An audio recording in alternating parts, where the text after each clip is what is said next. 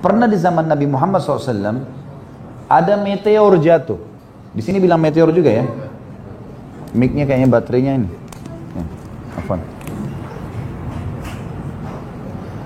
Ada meteor jatuh. Meteor jatuh ini kalau di Indonesia, saya nggak tahu di sini, mungkin sama kali.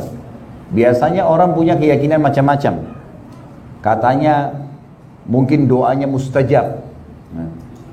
Suruh berdoa. Atau apalah keyakinan. Di Indonesia itu ada yang buka dompet, anggap rezekinya bisa datang. Saya nggak tahu kalau di sini, tapi begitulah. Tapi yang jelas di zaman Nabi Muhammad SAW pernah jatuh meteor. Kemudian Nabi bilang SAW kepada para sahabat, apa yang kalian bilang di zaman jahiliyah dulu, sebelum Islam datang kalau lihat seperti ini? Kata para sahabat, ya Rasulullah, kami meyakini kalau itu terjadi, ada meteor jatuh, berarti ada orang yang terkenal lahir pada malam itu, saat itu, atau ada orang terkenal meninggal dunia. Kata Nabi SAW, ketahuilah, jatuhnya ini yang kalian lihat bukan karena apa yang kalian yakini. Tapi, kalau Tuhan kita Allah ingin menentukan sebuah keputusan. Misal gini Bapak Ibu sekalian, besok hari Ahad besok, kadar air, kadar udara, siapa yang lahir, siapa yang mati, apa yang rusak, apa yang baru dibuat, semua itu keputusan Allah untuk besok di bumi dan di alam semesta, baru Allah sampaikan malam harinya. Nanti malam Allah sampaikan kepada para malaikat pemikul singgasana 8. Lalu pemikul singgasana 8 ini bertasbih. Mereka bertasbih subhanallah gitu. Maaf, mereka bertakbir, Allahu Akbar. Lalu malaikat di langit ke-7 mendengar, lalu mereka berkata Allahu Akbar. Dalam riwayat dikatakan bertasbih subhanallah. Lalu malaikat langit ke-5 mendengar, langit ke-6 mendengar langit ke-7 mereka bertasbih. Langit ke-5 mendengar langit ke-6 mereka bertasbih sampai ke langit pertama. Semuanya malaikat bertasbih.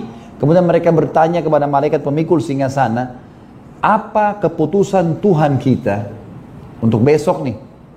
Maka disampaikanlah oleh pemikul singgasana 8, di sini hujan, di sini mati, di sini lahir, di sini semua. Apa yang akan terjadi besok disampaikan pada saat itu. Jadi malaikat di langit pun tidak tahu besok terjadi apa kecuali nanti malam. Gak ada yang tahu gaib kecuali Allah nih. Nah kata Nabi SAW, syaitan susun-susun badannya sampai ke langit pertama. Dengan hikmah Allah. Kemudian mereka mencuri informasi dari malaikat. Dengar, ini besok hujan di mana, siapa mati, siapa begini. Lalu mereka akan temukan banyak malaikat di langit-langit itu yang memanah mereka dengan anak-anak panah berapi. Dan itu dari bintang-bintang. Serpihan meteor itu, itulah anak panah malaikat. Sisa anak panah malaikat. Makanya dalam surah Al-Mulk Allah bilang tentang bintang apa? وَجَعَلْنَاهَا رُجُومًا لِلشَّيَاطِينَ. Dan kami jadikan itu sebagai rajam bagi syaitan-syaitan yang datang mendengar, gitu kan? Baik. Syaitan-syaitan yang lolos tidak sempat terbakar, mereka pulang menemui teman-teman mereka dari dukun-dukun itu. Ini di Indonesia saya sudah suruh luruskan ya. Dukun itu kan namanya nggak baik. Di Indonesia sekarang sering dikeroyokin tuh. Tahu dikeroyok ya? Didatangin, dipukulin. Dukun itu kalau ada di tengah-tengah masyarakat, ketahuan dukun, sekarang banyak dipukul-pukul oleh orang. Karena suka nipu ya.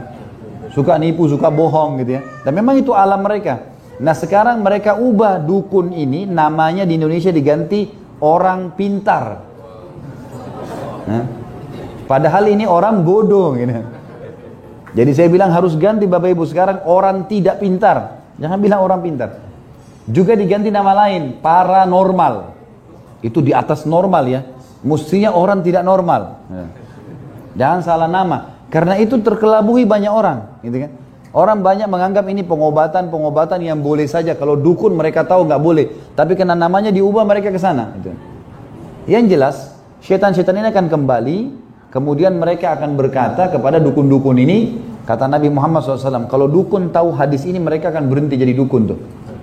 Kata Nabi SAW, dan syaitan-syaitan itu akan berbohong.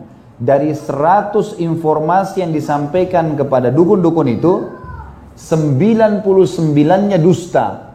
Hanya satu yang benar. Itu pun yang benar karena dia curi informasi, bukan karena dia tahu.